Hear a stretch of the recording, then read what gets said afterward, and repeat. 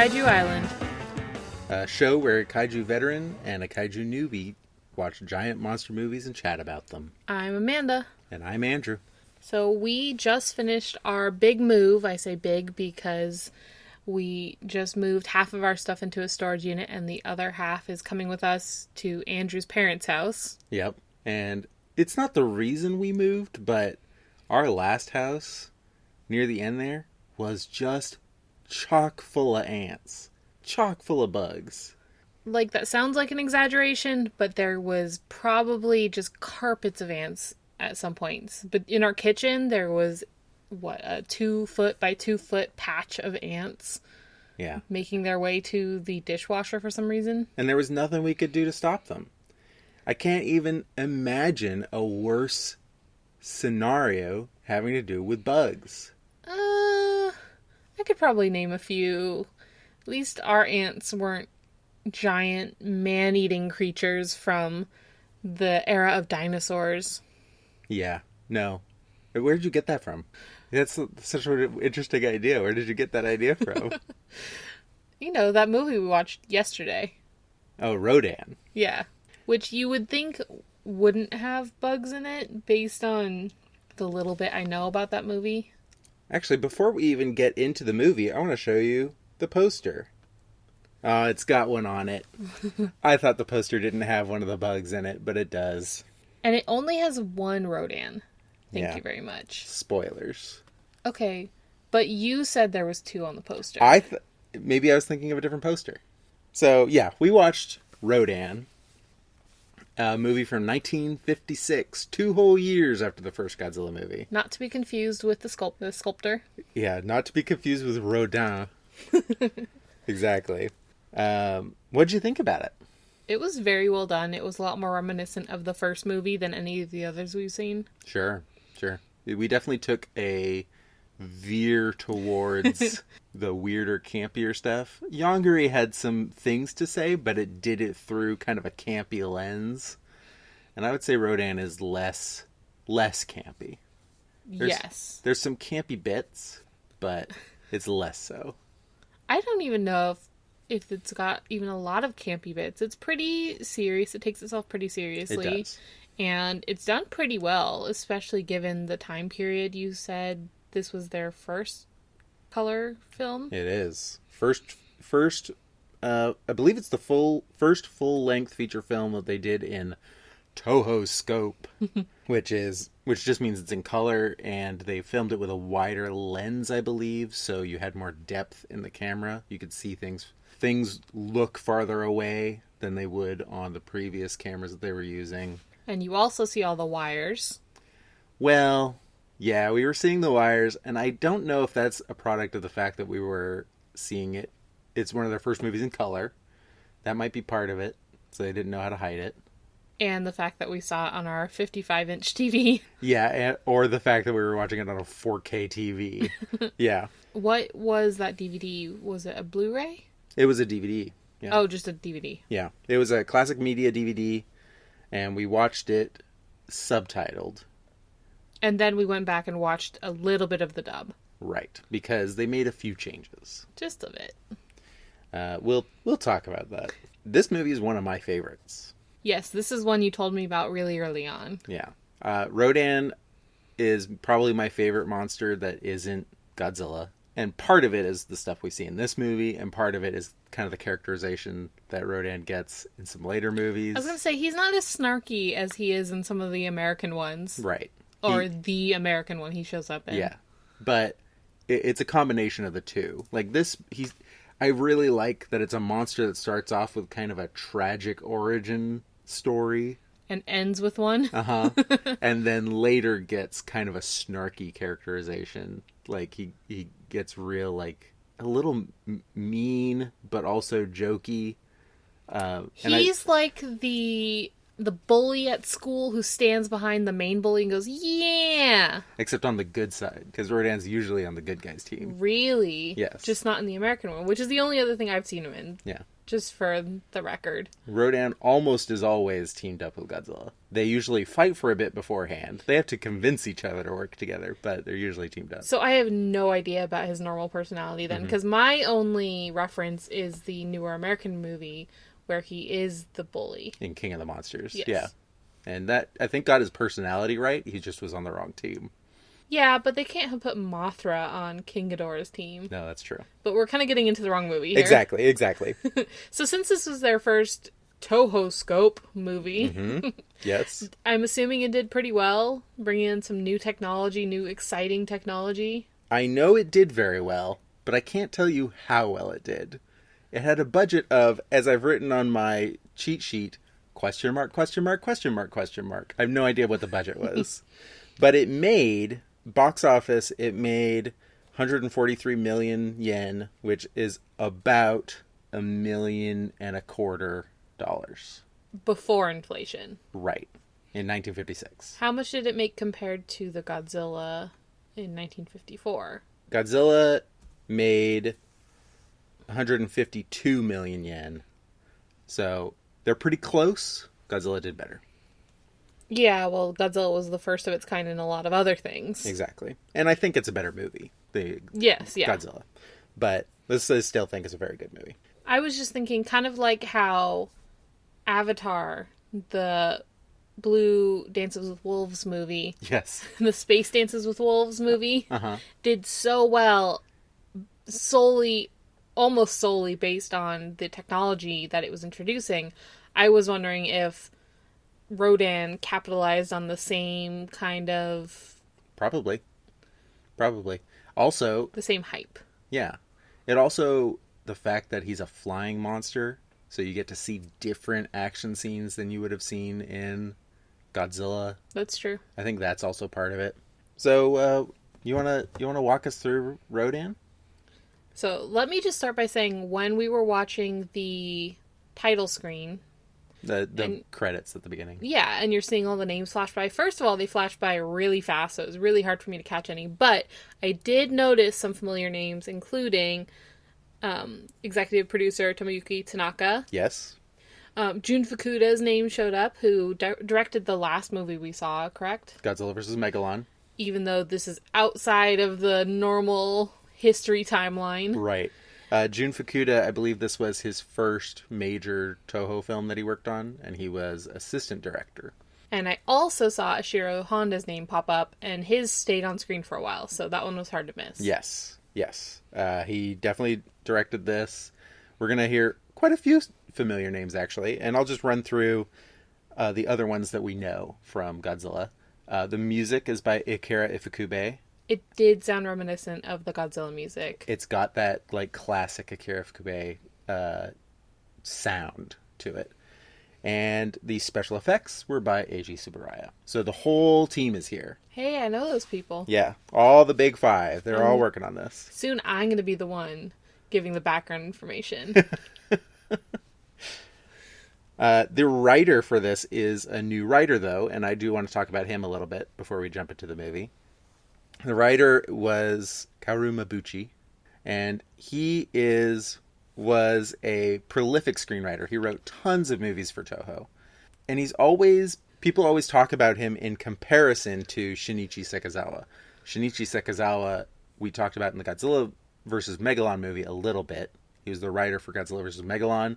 I said it was a low point for him, and so we were going to talk about him when we get to a high point for Shinichi Sekizawa. But this isn't him. This isn't him. Kaoru Mabuchi, he was famous for being a very gloomy person. I could see that reflected in this movie. He always tried to talk about political concepts in his movies. I can also see that in this movie. And when you compare him and Shinichi Sekizawa also tried to say things with his movies, but his were a lot more light and fun. And some people who don't like the lighter, goofier, fun Godzilla movies blame Shinichi Sekizawa because he started writing all of the movies. And Kaoru Mabuchi would write movies that were not a part of the Godzilla line. So you have these two big writers, and they each have very different philosophies. What did Kaoru Mabuchi go on to do? He wrote Rodan. He wrote The Mysterians, which we'll see at some point. Who knows when. Matango, the movie about giant mushroom people. I've heard of that one.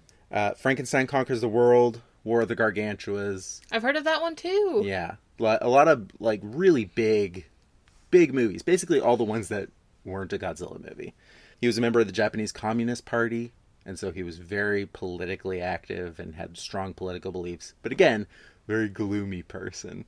And so a lot of his movies get that tone to them. They're very serious. I can see that just from this one. Yes. And that's all I have to say about him.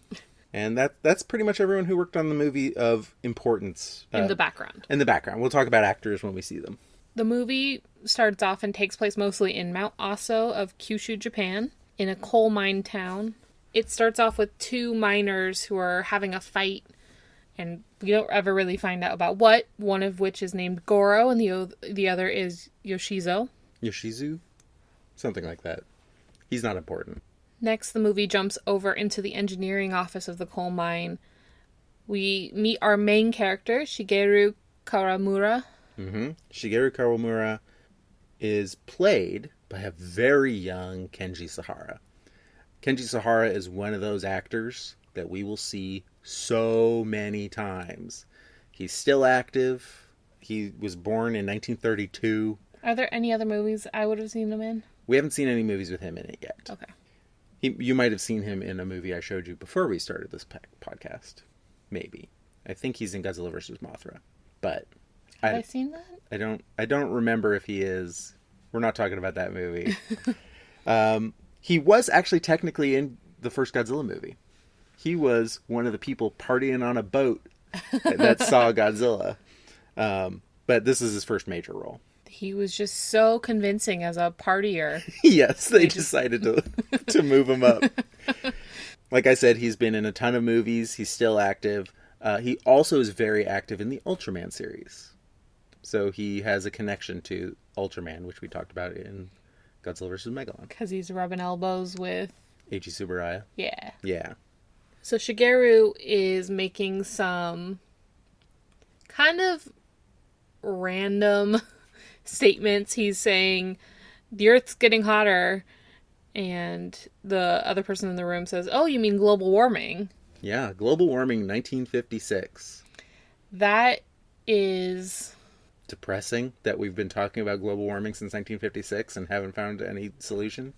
Yeah, it's a thing that we've definitely been talking a lot about lately, just the two of us. Yeah. And so you know those signs you see at some of the women's marches that say, "I can't believe I'm still marching for this." Yeah. That's how I feel about global warming. Yeah. That just is... The fact that we've known that it was happening since at least 70 years ago. 70 years? No, that's not right. Almost 70 years ago. Wow. That's like in War of the Worlds, if the aliens pop out of the ground, everyone's like, but are they really anything we have to worry about? That's happening over there. Yeah. Yep. And global warming's not super important to this movie, but they bring it up a lot. And, you know, it's just weird to me. I didn't know that people knew about global warming that far back. Weird and sad. Weird and sad. But he does say a line about how the polar ice caps are melting and the whole world will flood. And then they immediately get a call saying there's a flood in one of the mines, but they don't know what the cause is. There's not an underground water source near there. And this is actually never explained. Nope. It's just a weird thing. Sometimes that happens. And we find out Yoshizu and Goro are missing. They find Yoshizu face down in the water in the flooded area. And they take him in, and the doctors are washing his body, and we find out it's for an autopsy. And it seems like he's been killed with a knife of some kind, but there's no knife that sharp, which doesn't make any sense to me. What knife could be so sharp? We glossed over it a little bit, but everyone at this point, like the fact that Goro is missing and Yoshizu is not, and we actually heard very early on that the two of them were fighting regularly. There's a lot of implications There's that a lot, yeah. there's been a murder. Yes, everyone kind of assumes that Goro done did to kill him. That Goro knifed him. Knifed him with an impossibly sharp knife. That he definitely had on him in the coal mine. Yes. But Goro's missing still. And his sister Kyo. Kyo, yeah. Who is played by Yutaka Hayashi. Kyo is aware that her brother's missing. She's aware of the rumors about how they fought right before. And is very distressed. So Shigeru comforts her and tells her to not worry about the rumors. Just stay inside for now. And things will work themselves out. Yes. Real fast about Kyo's actress. Yutaka Hayashi is an actress who was a regular in Toho science fiction movies during the 50s and 60s. She did Rodan, she did Gorath, she did The H-Man, and then in the late 60s she left to work for television. But she was kind of a common leading woman in a lot of Toho science fiction movies. I don't think this movie she is at her best. I don't really notice her in this movie, I think is what it is. She doesn't really have an important part. Yeah. Really. She's just kind of there to be a lead female and doesn't really contribute at all in any way. She's just kind of there to witness things. And cry. Yeah. So 3 of the investigators trying to figure out where this flood came from, what happened, are down near the water, near the flood zone, and they hear sounds. We don't hear what these sounds are at this point, just sounds of movement. Sure. And they think it's Goro, so they go to look for him. And that's when we start hearing this chirping sound, I think is the best word for it. Yeah. They start wading into the water, and 2 get pulled under. The last runs and tries to call for help on the phone, and all we hear is him scream, and then it cuts the scene.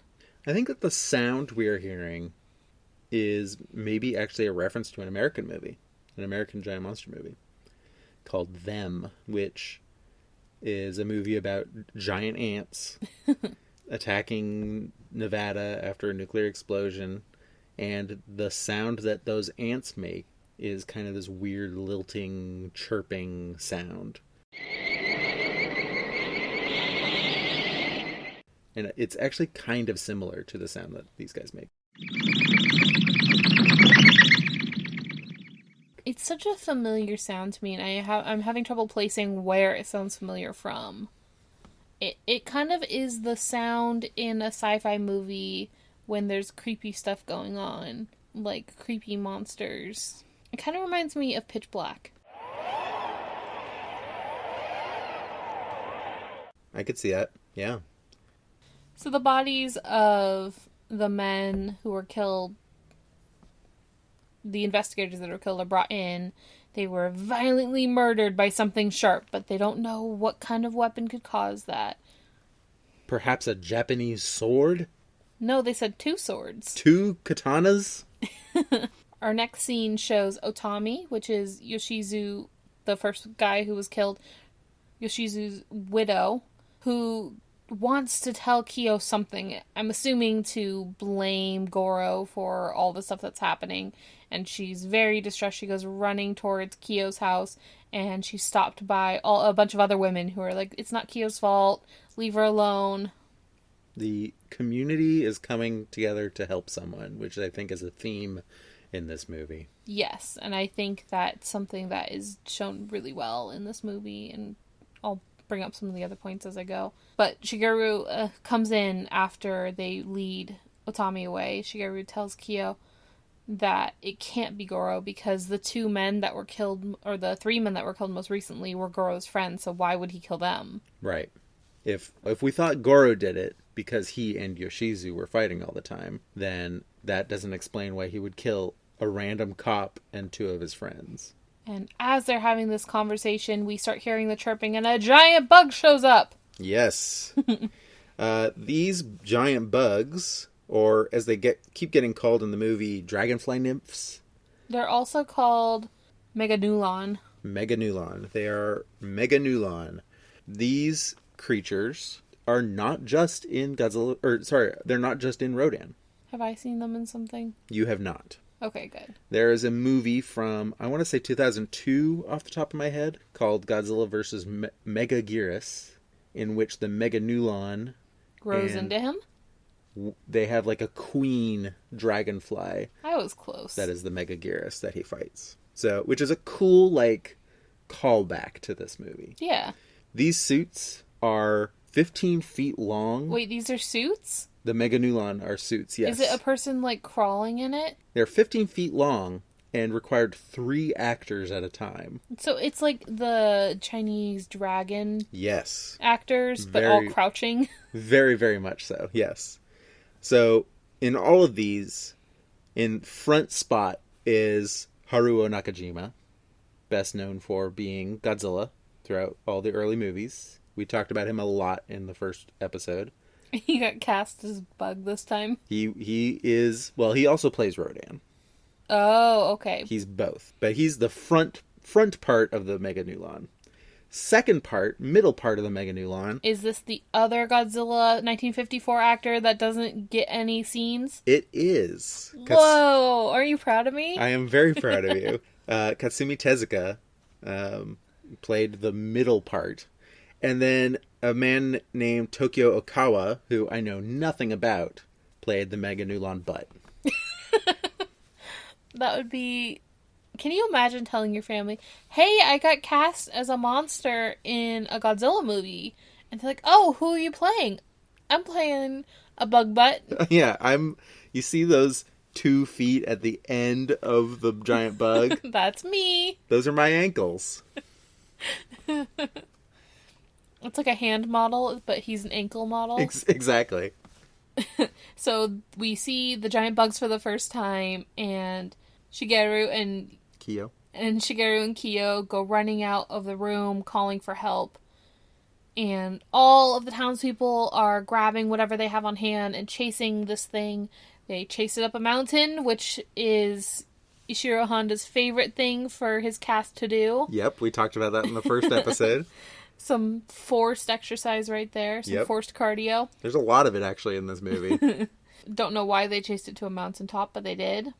And they're shooting at it with their handguns and missing wildly, even though it's not moving, before it kills 2 of them, drags them away a bit, and leaves the bodies behind, but enters into the mine. It does. Breaks through the gate of the mine and returns to it. Finally, the army arrives. Which, how long has it been now? It's probably been at least a day since the first guy went missing. Yeah, probably. We don't know how much time goes in between these scenes, but it's definitely more than a day. They arrive when they're trying to repair the gate and have some of the miners lead them into the cave where the flood is happening. Some of the miners, including... Shigeru. Isn't he an engineer, though? Yeah, but he works there. That's true. So... in the mines, of course, they encounter the bug and they start shooting it with machine guns. Shigeru has this idea of trying to kill the bug by crashing some mining carts full of coal into it. And I wrote in my notes, go squish. And he jumps off at the last second, only to see that there's more! Yep, there's another one. But he says there's more. Right. As in, more than... I don't know, that makes it sound like more than 2, though, the way he says it. Yeah, but we only see 1 more. Somehow a cave, I guess, not really somehow, I guess. Between the machine guns and the coal mining carts crashing, it causes a cave-in, which squishes the new one. I just really like the word squish in my notes. But cuts Shigeru off from everybody else. He's trapped in the mine! So the miners and the army bring in a... paleontologist, an expert, played by Akihiko Hirata. Dr. Serizawa from the first Godzilla movie. This is Dr. Kyuichiro Kashiwagi. Even though I'm pretty sure they don't say his name at all. Probably not. I have this theory, and I talked to you about it briefly when we were watching it, that the reason these movies don't emphasize people's names as much is because I know that in Japan, the individual isn't as valued as the group. Definitely true during the period that this movie is being made. So my My theory, and I have no idea whether this has any credence, is that the audience at the time wouldn't care so much about the names. Do you think that has any merit? I think it also possibly has to do with the fact that there's approximately 1 million characters in this movie. Yeah, but this is one of, I would say, the top 3 main characters in the It's true. movie. Yeah. So the fact that we never hear his name, I mean, maybe it's just a translation thing too. Maybe the subtitles just didn't pick up on it or something like that. That's possible, yeah. I don't know. I don't have an answer. So they bring in Dr. Sarazawa, aka Dr. Kashiwagi, who says that they look like dragonfly larvae and calls them meganulon. So, Dr. Kashiwagi is a paleontologist. This is our second movie where they just randomly bring in a paleontologist. Okay, but this time they see the bugs first. Exactly. I think it makes a lot more sense in this movie than it did in the first Godzilla movie. But Dr. Kashiwagi's theory is that between the coal mine unburying these things and the climate being right for them to hatch, meaning the warmer temperatures and more humidity caused by global warming, that's what awakened these bugs after so long. Yeah. So while they are talking to Dr. Kashiwagi, someone comes in and is like, there's an earthquake. It's causing a cave-in. Well, not a cave-in. It's causing a big crater in the ground, essentially. And we see a shot, a pretty good special effects shot, of the ground, like, caving into this giant crater. It kind of reminds me of the look of Big Thunder Mountain in Disneyland. Yeah, I get that. Yeah, it definitely has a Big Thunder feel to it. They're near Mount Aso, which is a volcano, and they say that this earthquake was not related to the volcano, and that the epicenter was near the surface. So it's a very shallow earthquake. I don't know enough about earthquake stuff to know how they know that, but I'm sure it's possible. And then they also talk about how Mount Aso is getting close to erupting. It's about to erupt, but it's not erupting. They go to the collapse site. They go to this big crater in the ground made by the earthquake, and they see a man. Shigeru. They see Shigeru. They pull him out, and he has just completely lost his memory. Which I think this was pretty good representation of a person who had lost their memory. It's not like a lot of media where they just don't know who people are or what their name is, but they can talk perfectly fine and function perfectly fine. They can drive a car and, you know, they don't lose anything but names and places apparently. But he's pretty shell-shocked.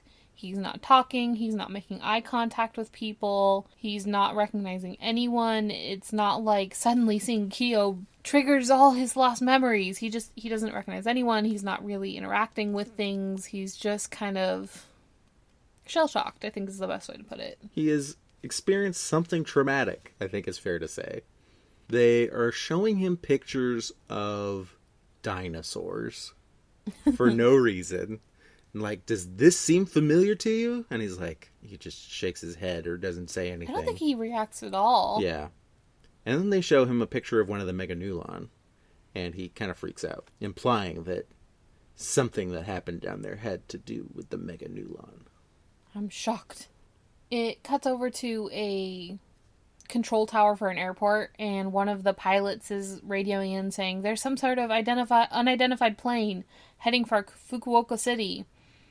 The control tower tells them to follow, but they're going 1.5 times faster than the pursuers. They don't know what type of plane this is or what nationality. They just see some sort of flying shape, and then it comes crashing into the plane and pops off the nose of the plane. Yep. It's supposed to be like a minor explosion, I think, but it just looks a little goofy because just the front of the plane pops off. And I think that happens a lot in these movies. They just don't know really how to show crush damage as well as cutting damage, because the way they cause things to collapse is they have to physically cut them. Yeah. Although it's possible that it was cut by the wind or whatever. But would it make like one clean cut like that? No, it wouldn't. They show an analyst talking about how this maneuver is shouldn't be possible. Planes can't fly like that. They can't make that sharp of a turn. Yeah. And they're getting similar stories all over China and Manila, and people are calling it a flying saucer. Mm-hmm. It's flying faster than sound. And I'm gonna just real fast. Spoilers. This is Rodan. I think that's such a cool, like, lesser known power of Rodan is he's not only super fast in the air, he's also more maneuverable than should be possible. Which that combination means he is king of the skies, essentially. And I always thought that was really cool. Is he more maneuverable than should be possible for a flying creature, or only more maneuverable than a plane? He's more maneuverable than should be possible for a thing as big as he is. Got it. Because in this, I thought they were implying just it's more maneuverable than a plane should be, is Both. how I interpreted it. I think it's both. Like, if you want to do a hairpin turn like that, you usually have to be, like, dragonfly size. That makes sense. So I'm going to censor my notes here a little bit. The next scene is a rich, and the word I use for him is a feminine hygiene product for cleaning with water. But I'm changing it to rich jerk. He's a jerk. A rich jerk and his girlfriend are off to see the crater that was caused by this earthquake. And the butler says, well, isn't the area cut off? Isn't it off limits? And he's like, I got a connection at the volcanological lab. So they're off to take pictures at this crater when they get chased by a flying thing. And rich jerk and his girlfriend are running, and the girlfriend falls, and he just continues on without her. Yep. I think of key importance is the flying thing is attacking them while he's taking pictures of her. Yes. So there are pictures of whatever it is on his camera, supposedly. Yeah, so these two are now missing, and apparently so are some cows, meaning it's probably Rodan feeding. You can probably guess. Yeah. And the camera that gets left behind at the crater site has film showing them taking pictures, and it also has the shadow or the edge of a creature. Right. When they're trying to, just real fast going back for a moment, while they are trying to figure out what happened to these people, you're in like a police station, I think. Except one person there is a journalist who we see on and off throughout this movie. That guy, I just want to touch on him real fast. His name is Yoshibumi Tajima, the actor. And he's one of those who's in a ton of movies. It's not a major appearance for him here, so I'm not going to go into his like history or anything. I just wanted to point him out. Personally, I could have given or taken him. I didn't really think he played any significant role in this movie. He probably didn't need to be there. It was just one more name for us to have to learn, who didn't serve a purpose in the movie at all. He didn't really do much other than just be there saying, I'm a journalist.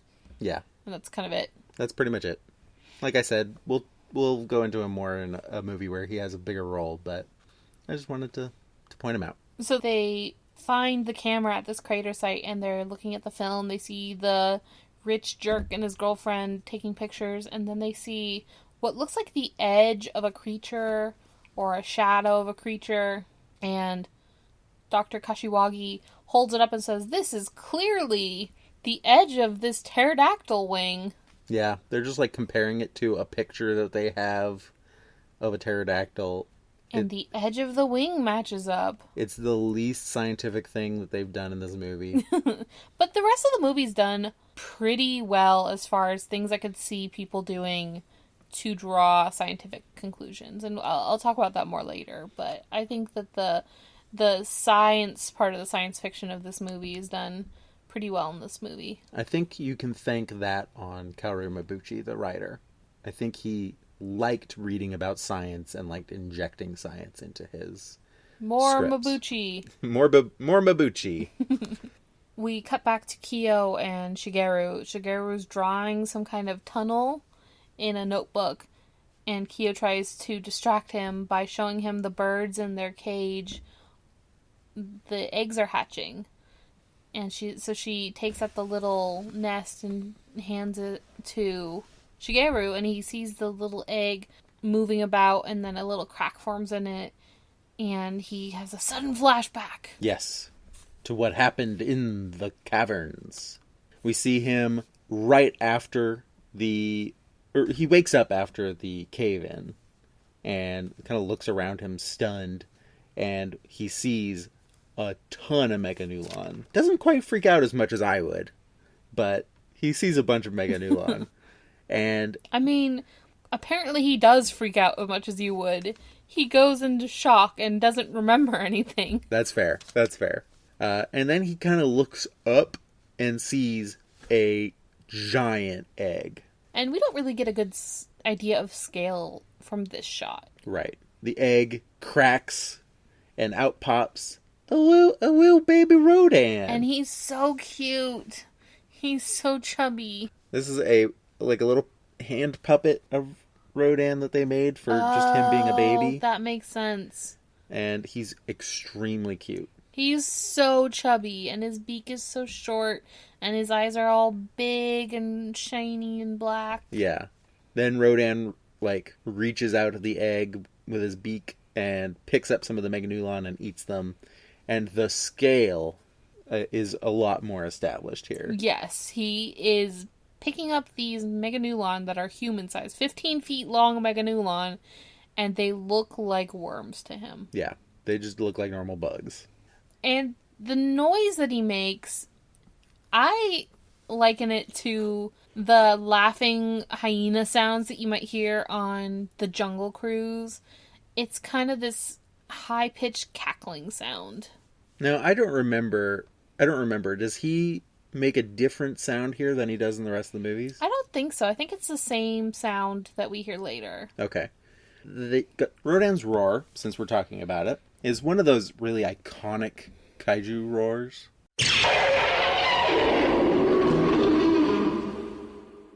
You actually hear it as a sound effect a lot in cartoons and things like that. But it's not all that unique of a roar. It's just a really modified Godzilla roar. And when I think about how it sounds, I don't know exactly how it was modified, but it to me sounds like it's been pitched up and played backwards.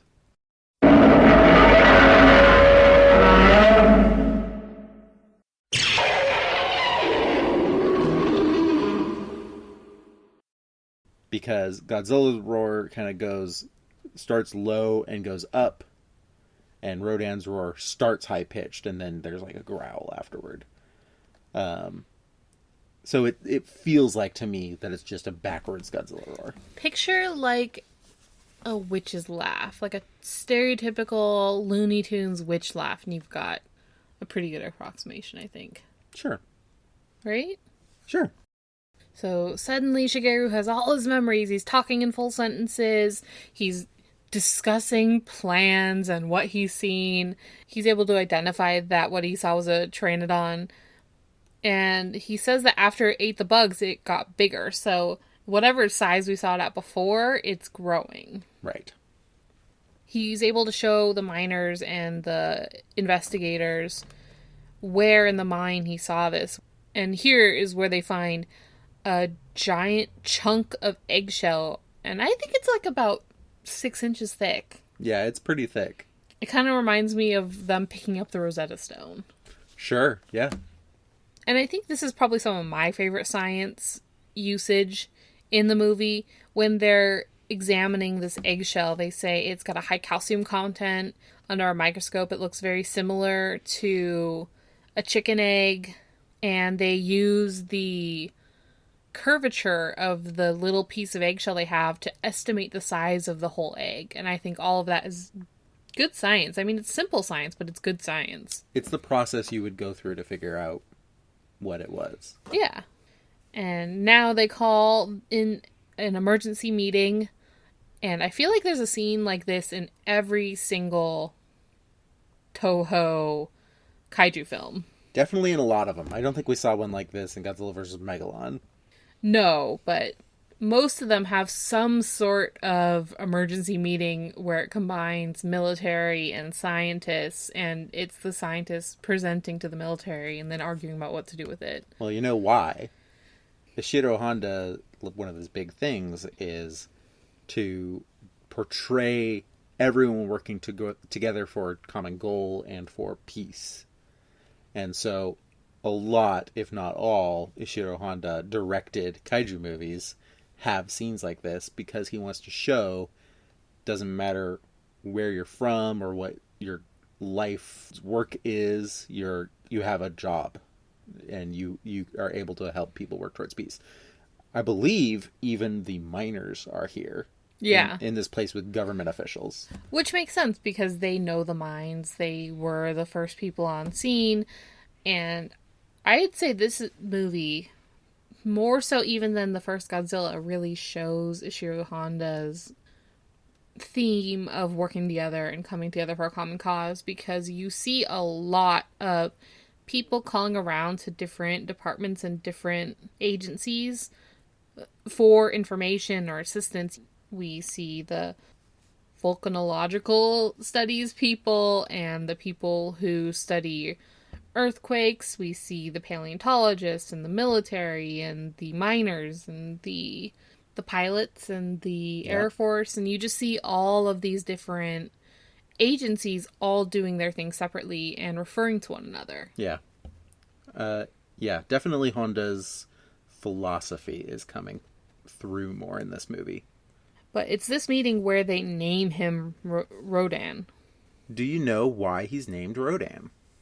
Is it to do with the chemical radon? No, it doesn't. Rodan's Japanese name is Rodan, which is just a shortened version of Pteranodon. I hate it. So he's just a pteranodon, is what they're saying. He's definitely not just a pteranodon, by the way. But his name is just a shortened version of Pteranodon. But I mean, Mothra.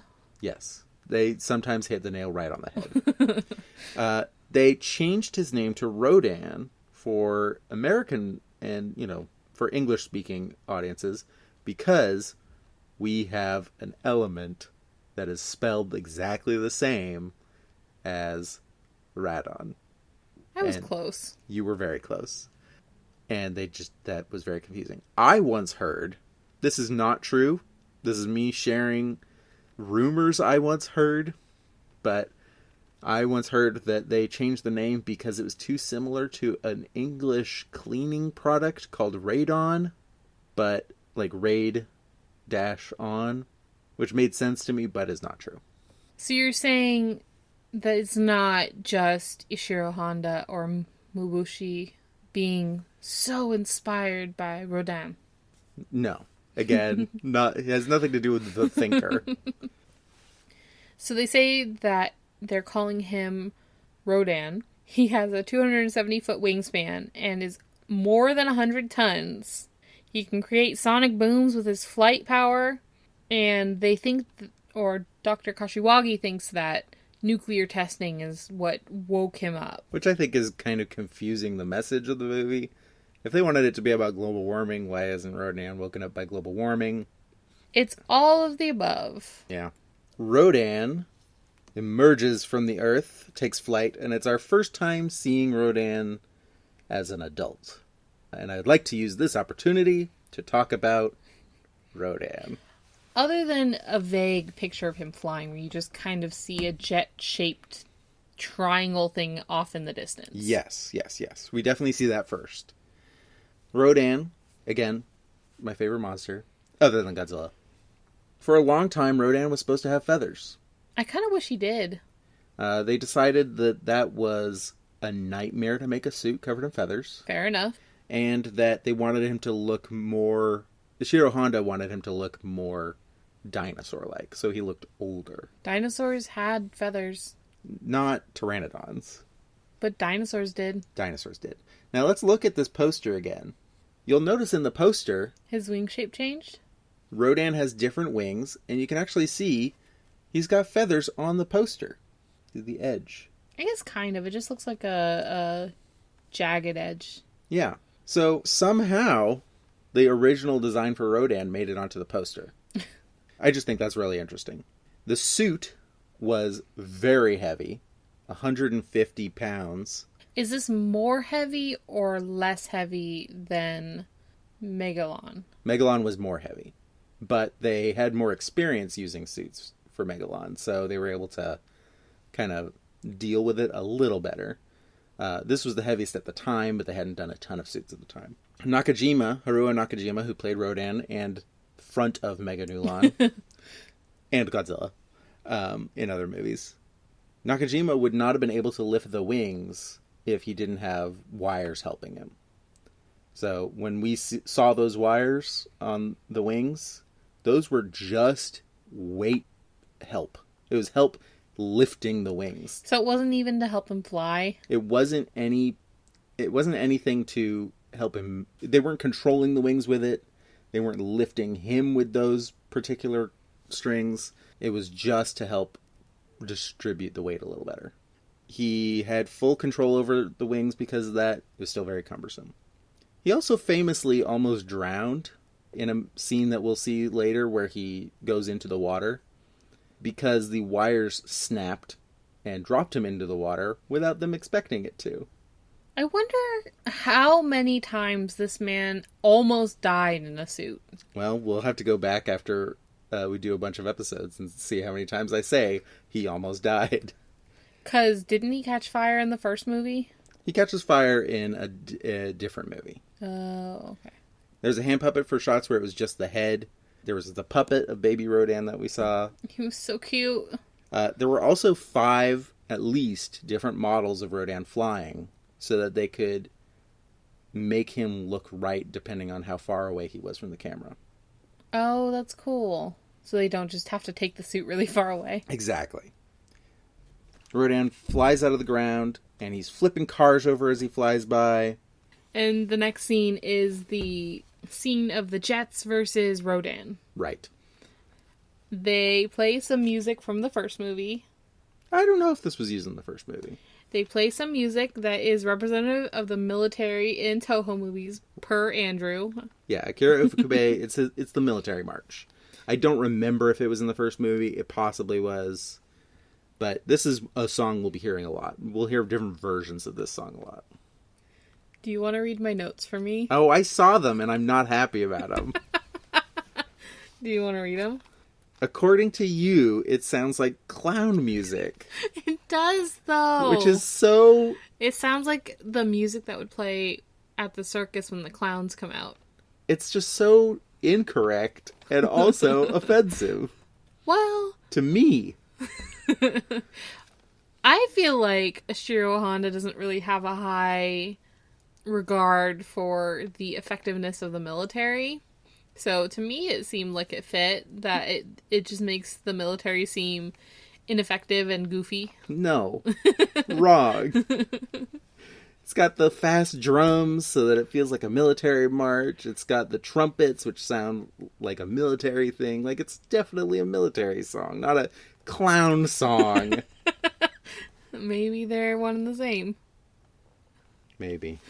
Maybe you're bringing your own biases in. So, we've got this whole sequence where the Jets are fighting Rodan. They're trying to shoot at him. They're not really doing much. They say at one point that their shooting slows him down. I don't think that them shooting at him slowed him down. I think he just slowed down. He blows up, 2 of them by getting near them? Yeah. Because he's going so fast that just being near Rodan causes destruction. And I think that this scene would have been very exciting in 1956. I could see that. And this scene is one of those things that you don't actually see in Rodan movies very often. When Rodan shows up, you don't get to see him flying and destroying things in the air very often. You mostly get to see him flying and dropping a rock on Godzilla or... What's the point? He's supposed to be so fast and masterful in the sky, and you don't really get to see that. Which is why, to bring it back to Godzilla King of the Monsters from last year, I was so excited that Rodan was going to be in the movie, partially because I love the monster, and also partially because we finally got to see Rodan versus Jets done, and he's very like acrobatic in the air and graceful and super fast, and they redid this scene, I think, in Godzilla King of the Monsters. They also show him flying over a city, and we see the wind blowing a bunch of things over. The tiles get ripped off roofs, and cars are flipped over, and windows are smashed in. It's very well done. Yes, these are some of the best models that we're ever going to see. I'd argue as good as the first movie. I think better. Because in the first movie, they had to fall apart realistically, and so you build them a certain way. For this one, they had to they had to fall apart because of wind realistically, and so they had to tile each roof individual tiles. They had to make sure that the structure of the building was right as the front of it was being blown off. These are such good destruction scenes. They get used as stock footage in a bunch of movies. Did they get used as stock footage in Godzilla vs. Megalon? No, because Megalon doesn't have any wind powers. But it's the movie of stock footage. It is. If Megalon had wind powers, you can bet that they would have. It's like Disney's Robin Hood. Yeah, where there's stock footage film. Exactly. No, they usually use it for when King Ghidorah shows up, because King Ghidorah also has kind of windy powers. Oh, that makes sense. Wings. Yeah. They have an extended scene of tanks shooting at Rodan when he lands, where he's just kind of chilling and not doing anything, and then he shoots a breath weapon at them, which kind of looks like smoke almost. Right. This never shows up again. It's not explained. But I always saw it as he's shooting like high concentrated wind out of his mouth, because all it does is make the wind destruction scenes way worse. And that makes sense. I imagine the only reason they added in the smoke effect is because otherwise you wouldn't see anything. You would just see his mouth open and his neck turning back and forth. Exactly. Still, it's a weird choice for him to have a breath attack at all. When he has wings. When he has wings that do the same thing. And they get rid of it for all of his future appearances, so... And then the big twist that I already spoiled at the beginning of this episode. Another Rodan! There's two of them! It's implied that it's a male and female, but no one ever says anything about that. It kind of reminds me of the moment in the 2014 Godzilla where we find out about the second Muto. Yeah. Yeah, definitely. I think there is a lot of Rodan in the Mutos, which we'll talk about when we get to it, but I agree. So we have a second Rodan show up, they both wreak a little bit more havoc, and then they escape. Dr. Kashiwagi says that Mount Aso must be their nest. So they come up with this plan to collapse the entrances, but it will cause Mount Aso to erupt and destroy the town and forests and farms all around it. Yep. But they basically say it's way more important for us to get rid of these monsters. Who already wrecked a town. Yes. You have to put the greater good over the individual good, which is, again, a theme of the movie. There's a big evacuation scene of everyone leaving and taking whatever they can carry on their backs and being bussed away. Kyo stays back and she comes to see Shigeru. And then we get my favorite scene of the movie. I don't remember it being like this. From previous views. Yeah. You get a probably 5-minute scene. It's so long. Of the military using tanks and rocket launchers or missile launchers at rocks. And so it looks very good, but you get 5 minutes or something like that. I might be exaggerating, but you get a very extended scene of tank, missile launcher, rocks collapsing with explosion sounds and dust, tank, missile launcher, rocks exploding with missile sounds and dust, and occasionally a shot of a Rodan in a cave, like, not doing anything. It's just those 3 scenes with the other one thrown in over and over and over. I got so sick of the sound of explosions. It's the same explosion sound over and over. It was part of it. Yeah, it feels like it goes on for an hour. Just like somebody hit button explosion sound. It's just somebody at like a soundboard hitting the explosion button over and over again. Yeah, it's not great. But it does lead up to probably one of the better shots of the movie. The Rodans fly up out of their cave as it collapses in, so they escape, and they're flying over as the lava's flowing. They slowly start collapsing down into the lava and catching fire, and they'll try to raise up again, and they just fall right back down, and they're slowly burning away. And it's just very sad and very somber. Yeah. They don't really say why they're doing this, but I believe the implication is toxic fumes from the volcano are suffocating them and making them fall. Which makes sense. And so the whole group is just watching them be burned alive, and it's just very somber atmosphere, very quiet.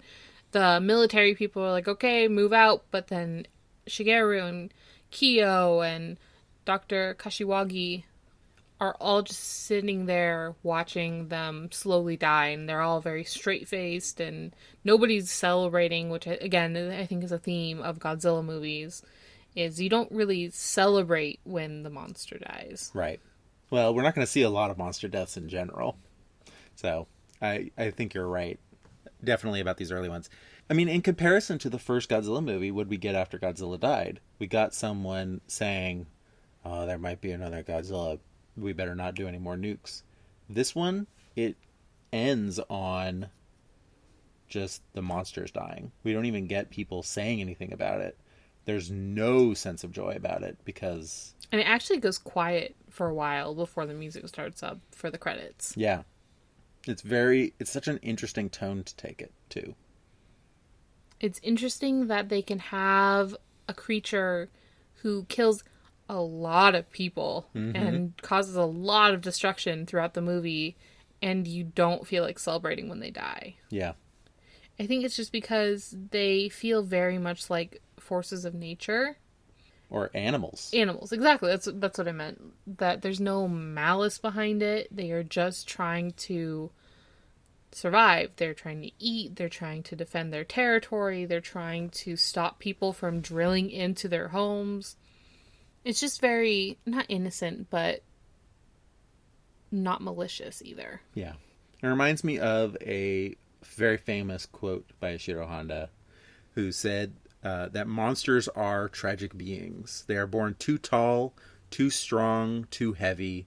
They are not evil by choice. This is their tragedy. It's like the Shin Godzilla song. Yeah.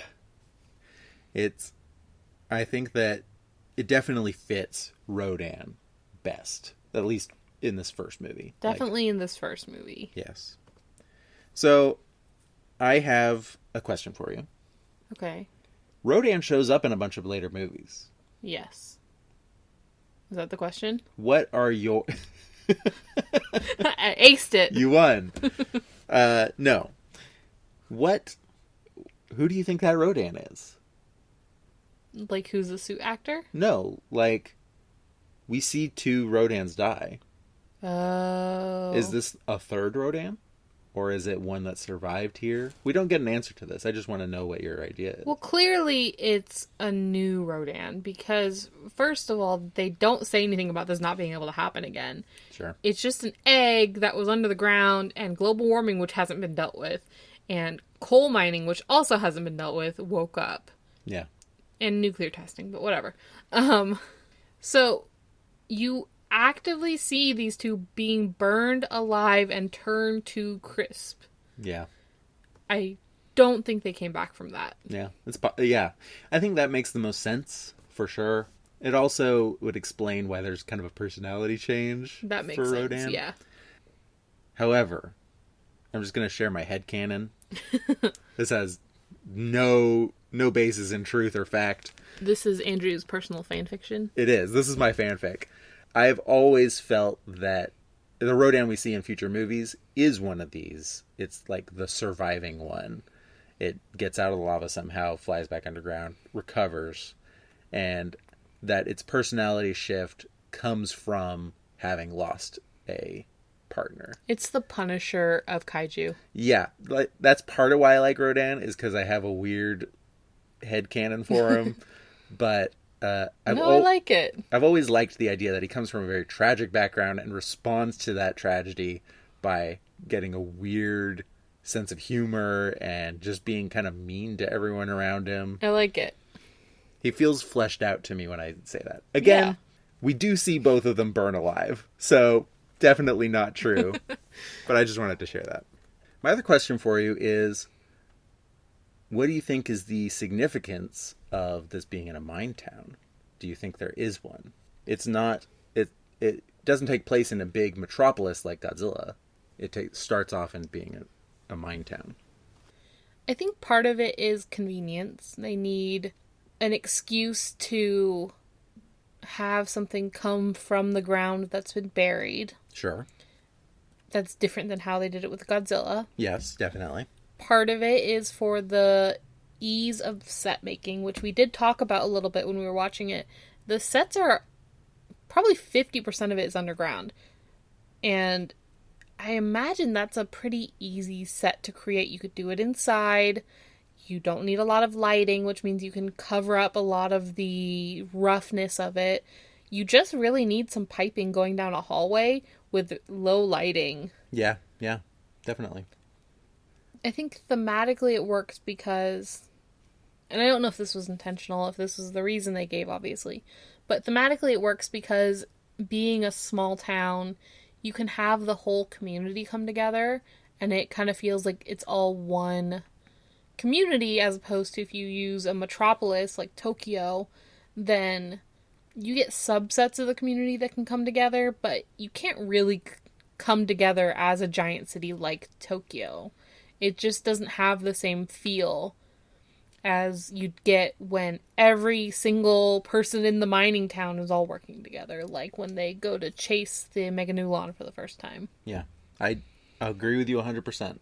I think, remember that the writer was part of the Japanese Communist Party, and so he's very concerned with the working man. And a lot of our heroes in this are just working people. We then go to the government because you have to. They have the guns. They have the guns, exactly. But I think it's very interesting that we set this in a working town that also kind of represents the industry of Japan. But these are all just blue-collar schlubs. And I just think that's really fascinating. So I promised we'd talk a little bit about the American version. I showed you the intro to the American version. How would you describe that? It was almost like an educational pick done in the 50s about the greatness of the American military and their technology. It shows the military getting ready with a voiceover, a very 50s like voiceover of like a narrator talking about what's going on. But it shows a bunch of military people getting ready for Mission Gigantic, which is them with the latest and greatest technology getting ready to test some H-bombs and how great the H-bombs are, basically, which is really tone deaf? Very tone deaf, because they're about to go into a movie about Japan. Yeah. Right after World War II. Yes. And it shows an H-bomb or images of an H-bomb, and it talks about how big the mushroom cloud is and how it turns solids to liquids and liquids to gases, and it just is very glorifying of the H-bomb and American technology. Please get hype for the bomb. And then at the end, there may be repercussions, and there are some on the island of Japan that think that they already have seen these repercussions, and this story is one of those. Yeah. Yeah. It's just very... It's like they took a Japanese movie and turned it into an American propaganda film. Yeah, definitely, at least in the beginning. There's a lot of that. The rest of the movie, it ends up being pretty much the same, except that they remove... It's 10 minutes shorter overall. So they remove more than 10 minutes because they included this weird documentary about how cool the nuke is beforehand. So they removed a bunch of stuff, probably a lot of explosions near the end. Hopefully 4 of those 5 minutes. You only really need a little bit of the explosions. And they also reorder a bunch of scenes so that Really? it makes a little more sense, I think was the goal. Does it? It's been a long time since I've seen the American cut. I didn't think it was super confusing when I watched it, but when I want to watch Rodan, one of my favorite movies, I ain't gonna watch the American cut. There also is a voice actor in the dub that I would like to mention. And, you know, kaiju movie fans know exactly where I'm going with this.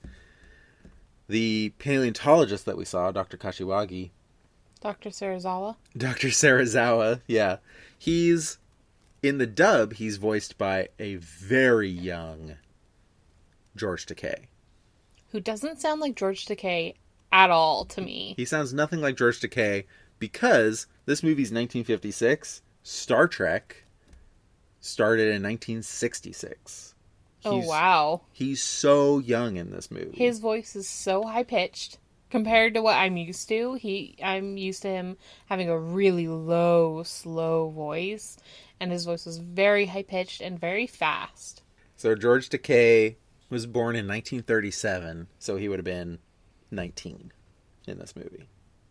I didn't realize he was that old when he played in Star Trek. I didn't realize that either until just now. This was George Takei's first professional acting role. This is the beginning of his acting career. And in his 1994 autobiography, To the Stars, he described the dubbing process in detail. And I'm just going to read a quote. I'm not going to do a George Takei voice. Please don't. We were each... No, that sounds offensive even there. I'm not going to do it.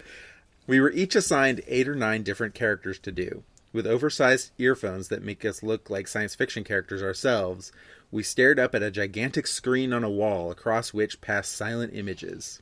The prehistoric monstrosity Rodan soundlessly swooping down on panicked crowds fleeing noiselessly, close-ups of bug-eyed faces in mute, open-mouthed terror, shots of sober-faced officials gravely moving their wordless lips.